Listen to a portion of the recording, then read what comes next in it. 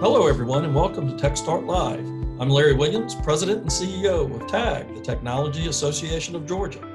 I'm pleased to bring you all a new weekly podcast featuring our technology community's best and brightest leaders, Georgia's hottest innovations, and key developments from our state.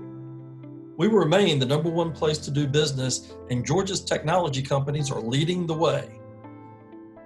This podcast is about how our TAG members are leading us through this crisis by managing, solving, and curing the major problems that face us today. I'm joined today by Betsy Plattenburg. She is the Executive Director of Curiosity Lab at Peachtree Corners, a self-described open innovation Sherpa. Great title. Betsy is an innovation expert, passionate about connecting non-traditional partners to drive technology development. Betsy manages day-to-day Curiosity Lab operations and its 25,000 square foot technology incubator focused on early stage IoT, mobility, and smart city startups. Betsy and I have known each other for a good time. I'm not going to start aging either one of us, but we've had a lot of opportunities to collaborate and interact around mobility and IoT and a lot of things. And you're doing fabulous things up in Peachtree Corners and Curiosity Lab.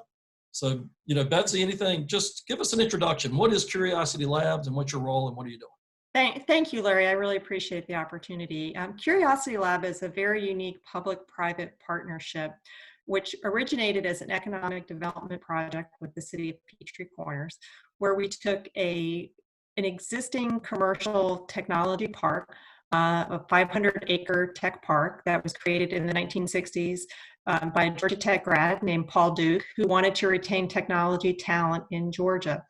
And Georgia Tech grads needed a place to go to keep them in state. So Mr. Duke created a tech park and recruited technology companies to this area, much like other large research parks at that time. Many people may know Research Triangle Park in North Carolina. And in the 60s, the color printer was invented here in Tech Park, Atlanta, as well as the modem. So fast forward to today, the city of Peachtree Corners is a 7-year-old city. And when the city was created, right smack in the middle was Tech Park, Atlanta. So what we did is we looked at this business hub in the middle of Peachtree Corners and thought, how can we take it back to its heyday of when it was really a technology center for Atlanta. Had a lot of different thoughts about how to do it, but came up with the idea of creating an innovation hub around mobility, smart city, and IoT technologies. I love the vision as you presented it to me, and I love coming over. And it was really about a living laboratory. It wasn't just about having a test track. I mean, from the beginning, it was talking about let's put this and stand this up on active road. So talk more about that vision and then some of the process of, the so that's a great considerations. So you heard me say earlier, it's a 500-acre technology park. So we've got 8,000 people that live in the park and another 8,000 people who work there, another 1,000 who live there.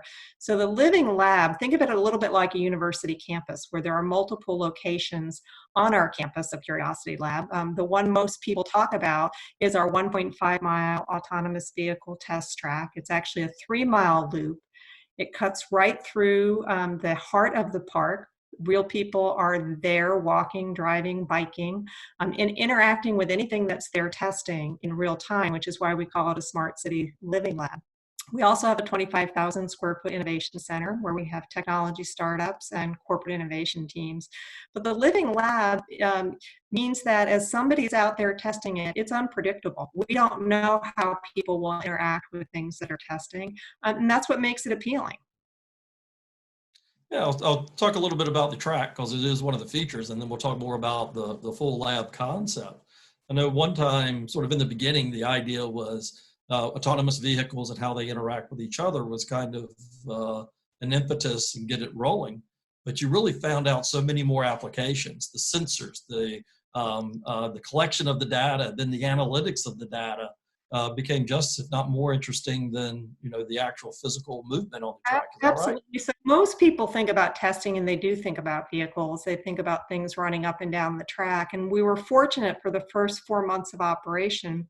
We did have an autonomous vehicle running. Local Motors provided an Ollie shuttle, and the shuttle went back and forth on the track and was available for people to take rides. Now, most people thought it was there just for the rides, which were fun, but Ollie was actually testing the entire time that it was running here in Peachtree Corners. And they collected a lot of data, to your point. Ollie learned about interacting with real traffic. In the past, it had been on a dedicated track, but when it had cars driving alongside it, it learned new things that cars do in an uncontrolled environment. I like to think about artificial intelligence as being like a toddler, and every AI system is a little bit different. So the artificial intelligence in Ollie had to learn things that are unique to our track and to Georgia. So I'll give you two examples. One, we have a 13% grade in our track. This matters a lot for computer vision as it's looking ahead. Sometimes it sees a solid wall of darkness. It appropriately stops, but Ollie needed to learn. I like it, all these things have names. So Ollie, we all kind of envisioned Ollie as a boy, just because we all tend to do that, right? So Ollie learned about grade changes. Ollie learned about rain. And Ollie learned about pine straw here in Georgia, because today there might be a big stack of pine straw. Tomorrow it might be blown to another place.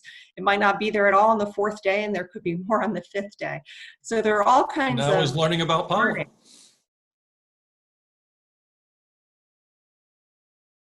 Go ahead. No, sorry, I was saying that now he's learning about pollen. Yeah, exactly. Yeah, but Ollie has departed, so you actually made a good point. So we have different things testing at different time. And Ollie was with us for 4 months. Had a lot of great learnings, and we were delighted that they were here. That's great. So out there on the front of the stage with the test track, it's also about the packages being delivered. And I think you have a vision of other things that can start to come in, and talk a little bit about the further vision, how this is going to interact with drones, centralized package delivering. A truck could stop and then send out drones into a mile radius or whatever it is, then come back. I know that's all part of the vision. So we envision package delivery as being one of the concepts that's tested here in the park. Because the city owns the road, the right of way, and the sidewalks, we have the ability to test a wide variety of things and to give permission quickly. So for example, on autonomous delivery, a large truck could come to a central location, drop off packages, and then delivery drones and or robots could take them from there to their delivery spots throughout the park. And we have many companies in the park who have volunteered to help test that technology. We are open to drone testing under 400 feet.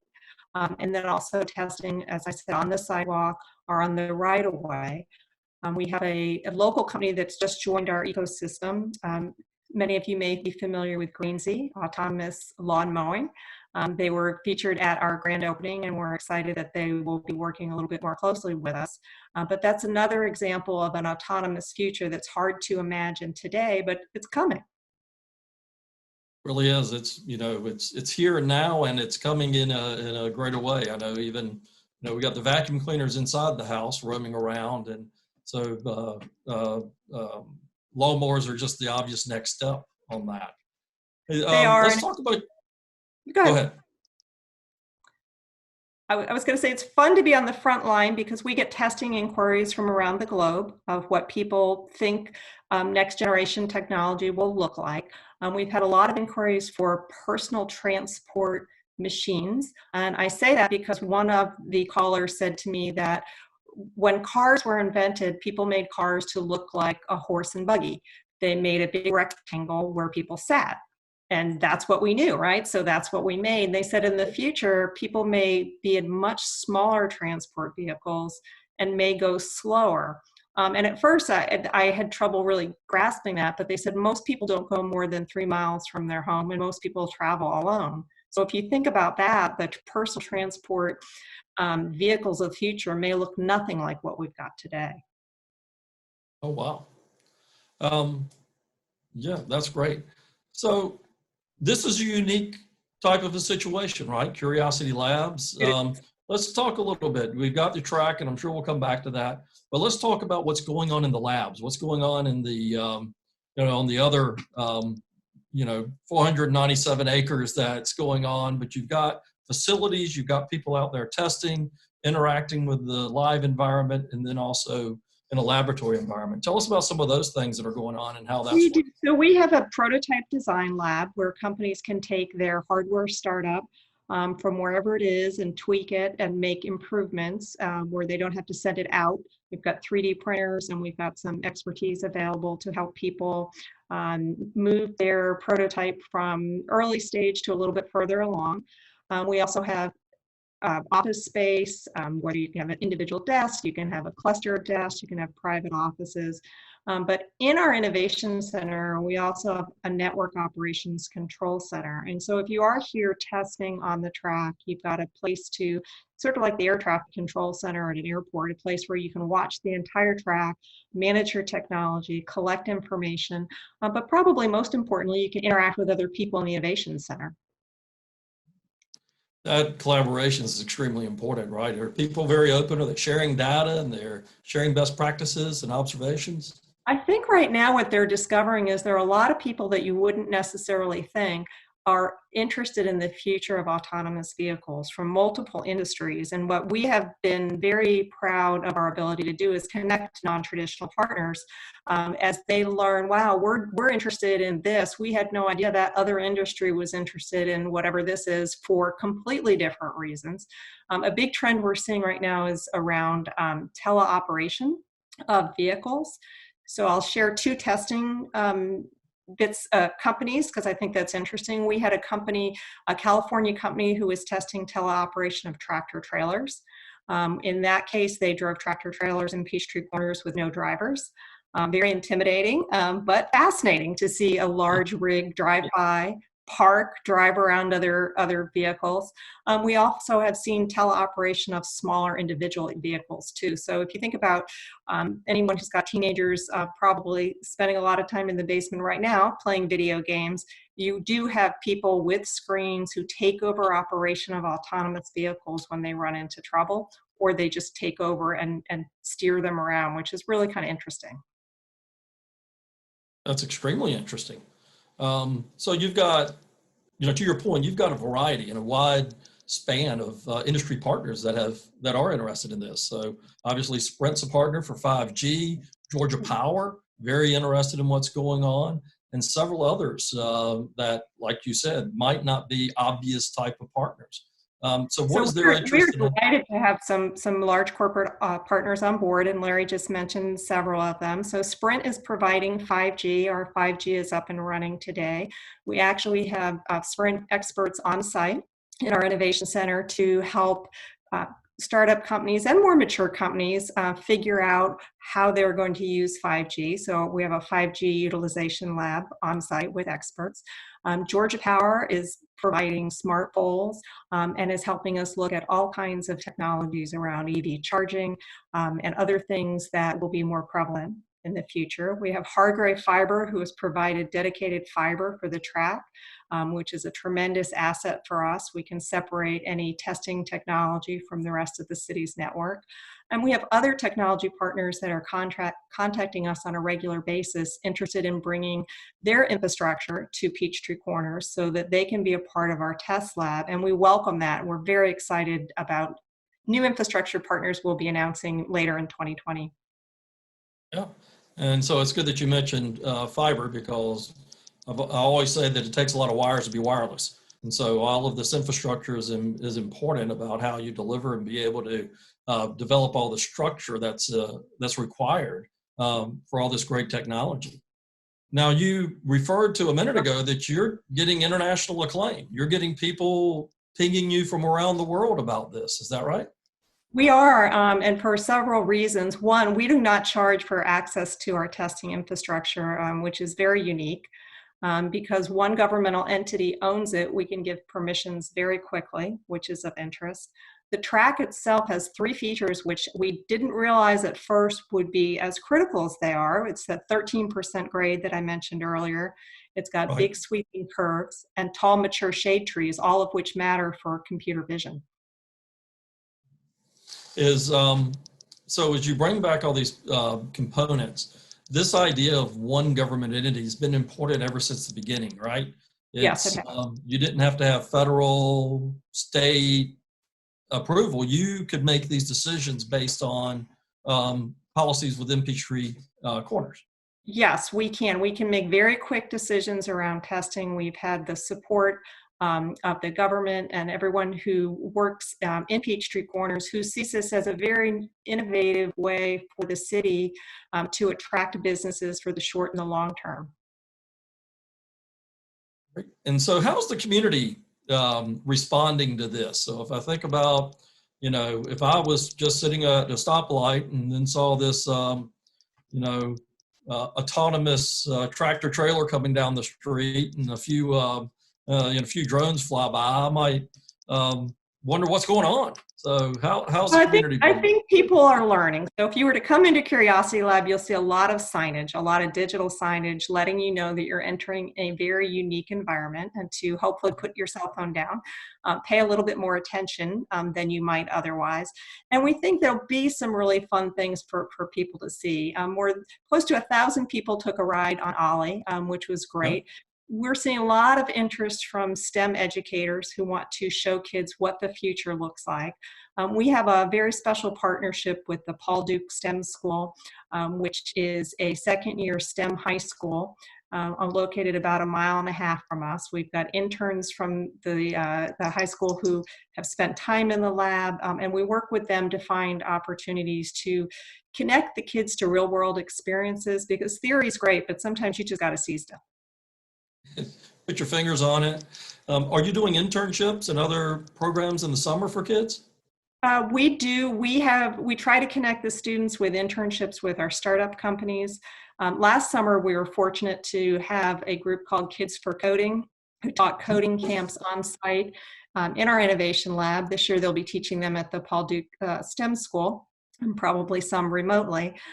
We also have cohorts from Georgia Tech for professional education that take place at our Innovation Center. We've actually got Georgia Tech classes 4 nights a week, and on the weekends where students who have already graduated or are 18 or over are learning data analytics and coding skills. That's great. And then just that ability for them to interact with the people that are actually there is extremely, extremely important. You had referred to the grand opening, which I think, y'all had been up and operating for a while. Ollie was there. I got a chance to ride Ollie. You had the other exhibits. But the interest came at all levels of Georgia. The state government was there. They were represented and celebrating along with the county, your city, and then a lot of the surrounding areas. Talk about the support that you've been getting out of policymakers and the interest from them. Well, again, this is such a unique project, and we're early. We just opened in September of 2019. So what we have found is, to some degree, we are helping to educate people about what technology is there today and what technology is coming as we provide this place to explore. All of us, for the most part, are new to what autonomous technologies will bring. We have glimpses, and we all have our ideas. We've seen television shows, which sometimes are not that far off from where we're going, but we're all learning, and we like to tell companies and legislators and others that this is a playground. We're trying to create an infrastructure playground for companies to bring their technologies to try them out, to improve them, and then take them out into the real world. We're not the innovators ourselves. We just facilitate innovation. So if we go back to this whole idea about open innovation, what that means to y'all and how are y'all implementing it at Curiosity Lab? So open innovation is a great concept. If you roll back the clock long enough, companies and even research institutions looked inward to innovate. Everybody thought their experts were the best. But as a concept called open innovation is entering into everybody's conscience in the last several decades, where the idea is the smartest person maybe isn't on your team, maybe the smartest person's on another team, but if you can bring teams from different perspectives together, you can create synergy around ideas and concepts and sort of fast track ideas that in isolation might be okay, but when you get lots of people working on them, you can make great leaps forward. So that's extremely important in this idea of what's going on inside the walls at Curiosity Labs, and then being able to interact with the external environment, and then also the teams that are coming together with bringing different perspectives. So again, this is a true laboratory, a living laboratory for open innovation. Is that right? It is, absolutely. And we learn things from every meeting that we have, whether we're meeting with the insurance industry, the things that they're interested or concerned about, or whether we're meeting with a software company or cybersecurity. There's a great interest in what the future will bring, and autonomous vehicles will change entire industries in ways that we can't even imagine.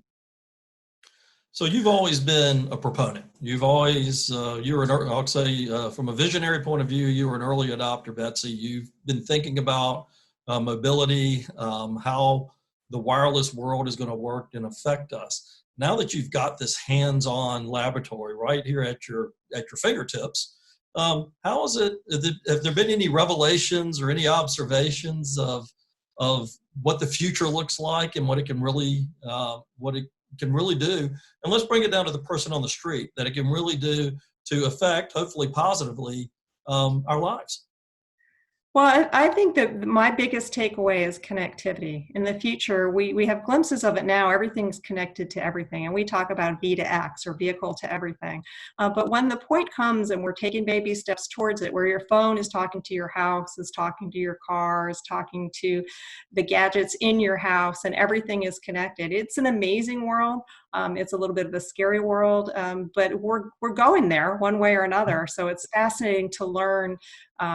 Each person has their own take on what that means. And I think it's really fun for those of us working on it to hear technology ideas and to be on the forefront. Well, let's go a little bit to the gray area, the scary, unknown part, because I know that part of it is about security and privacy. I think there are people there that are looking at that and testing it. So what are some of the perspectives that you're seeing from a security and privacy point of view?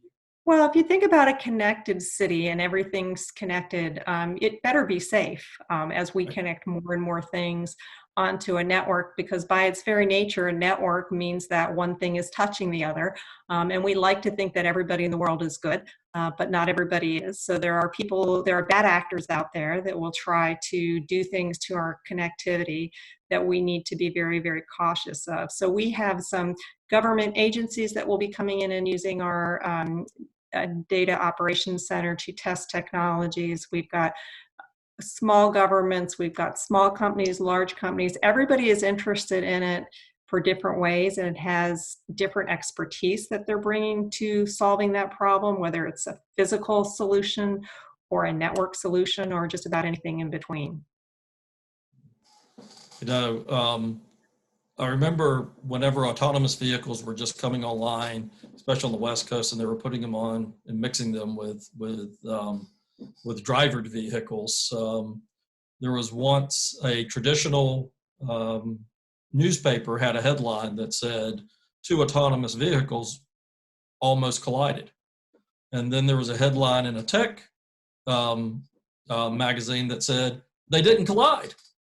They actually worked the way they were supposed to work. The sensors were there. They detected each other. One slowed down, the other one merged in, and it worked exactly the way that it was supposed to have worked." So as we see the observations, I think about it like flocks of birds. When you see birds in the sky and they do this crazy turn all at the same time, they're communicating in some way that we don't see or we're not aware of. But that's sort of how cars will be in the future. And I like to think about all the things that won't be here in a positive sense. So think about all the clutter we have with signs. Well, the vehicles are communicating to one another. Maybe we won't need stop signs and yield signs and no parking signs and a lot of the visual clutter that we have today. So there's some really fun, fascinating things to think about that in a connected future we won't need and we won't miss. So a variety of speed limits would just be programmed in. You're getting near a school, it automatically slows down. You don't need a sign to tell you. Is that the type of thing? Yeah. Well, think about it. We won't be driving, right? So another entity will be transporting us, and as long as that entity is communicating with the other entities and avoiding them, we as basically a passenger won't have to be responsible for making those decisions. AI will be making those decisions on our behalf. One of the great things is about how a lot of this technology is affecting each other. So I believe that with Ollie, So moving into a different type of the technology that even part of Ollie, I think the transmission, you can correct me, is actually created with a 3D printer. Is that right? Ollie is really fascinating. Yeah, a lot Yeah. of the component parts of Ollie were 3D printed, which again is a whole brand new world of the way things will be manufactured more and more in the future. And it's a great story. I think that's actually one of the things we got a lot of traction with kids when we talked Yeah. about Ollie, because they could envision that in some ways a little bit differently and a little bit better than adults did. All right. So is Ollie ever going to come back? You can get him back, or is he going to be a permanent Well, part? Olive probably won't be back, but there'll be other vehicles with other names with other companies. But we expect to have a wide range of autonomous vehicles here testing in the years to come. And it'll be anything from little personal transport things to much larger group transport vehicles to things that will be testing through the airways, on the signs, at the bus stops. There's a lot of fun, exciting and interesting technology coming our way. Anything you want to preview? Anything you can let us know that'll be coming that we should be keeping an eye out for? I can't now, but I would suggest that you keep your eye on our Twitter feed and our website, and we'll do our best to communicate as soon as we can things that are out there and things to watch for. Good. What else is going on that you want to share with us today as we wrap up? I think I would just like to say that we're all learning right now why a connected world from a technology perspective is different and is upon us. And I think we'll all come out of our current challenges with an appreciation for connectivity, both virtual and in real life. And we just send our well wishes out to everybody, and we look forward to better times ahead. Yeah, it's we're all hanging in there. I appreciate what you're doing. I hope so. Is the labs moving? Are people working from home and still doing the analytics and engaged? Our facility is open for those who wish to go in. We have employees are working remotely. We have a few startup companies that are still using the facility, and others are working from home. Everybody's adapting and trying to figure out ways to move ahead. Well, again, that living laboratory, we get to test working in an autonomous world and working remotely as well. So yes. Betsy, thanks so much for joining us today. And thanks to everyone who's listening. We will be back soon with another edition of Tech Start.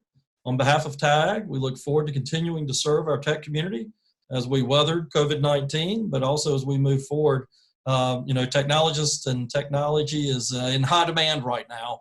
And I think we're really proving what it is that we can do as we not only work to navigate the world that we're in today and how we're working and interacting, but also what we can do to face the challenges of today and help solve this crisis. So thanks to you all for listening. Thank you very much for the opportunity to be on, and I look forward to seeing you again soon. Betsy, always great to see you.